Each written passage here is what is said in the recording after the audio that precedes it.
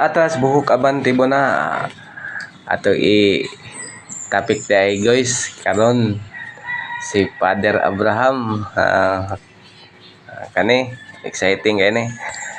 si Father Abraham bitaw guys nagkaanak siya guys tiguang nin taon no pero gisaaran ko na siya sa Ginoo gipadalhan siya sa mga anghel nga ikaw Abraham magkaanak ka og usa o nakadungog si Sara ana iyang asawa si Sara mga 90 na edad o muduga pa unas aning Sara bitaw guys di na namukuan pero ang kabubuton sa Ginoo way makapugong way makapugong bisag si kinsa pa din natin aning kalibutan na kay ang Ginoo mao'y gamhanan sa tanan na gi pasidan-an sa Ginoo nga imposible na kayo siya makaanak katawa man si Sara nga giinan siya sa Ginoo nga Sara ngano nakatawa man ka nga wa ba day dili makaya sa Ginoo di ba na karon nga nagkaanak ko na si Sara nanganak ko siya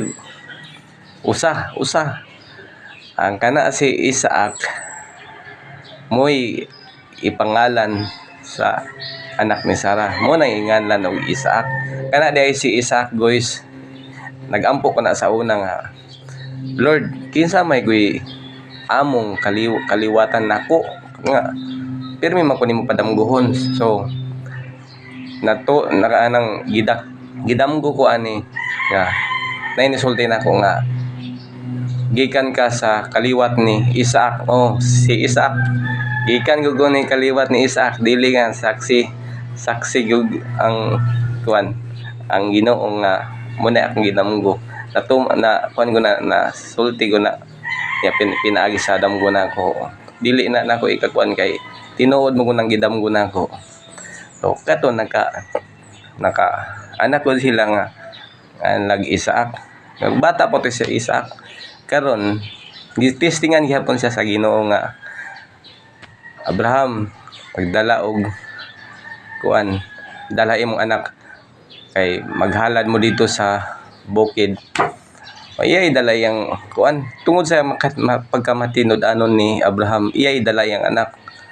di siyempre si Sara tingala siya nganong wala ang iyang anak niya namin nakasugid ni Sara nga magdala sila kuan dito halad unya wa man gadalag nangutan na si Sara nga nagdala ba sila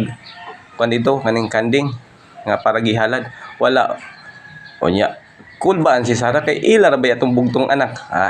mo to nga dito na si Abraham iyan ang ina niyang anak nga si Isaac nga paghakot og kahoy butang dito sa kuan halaran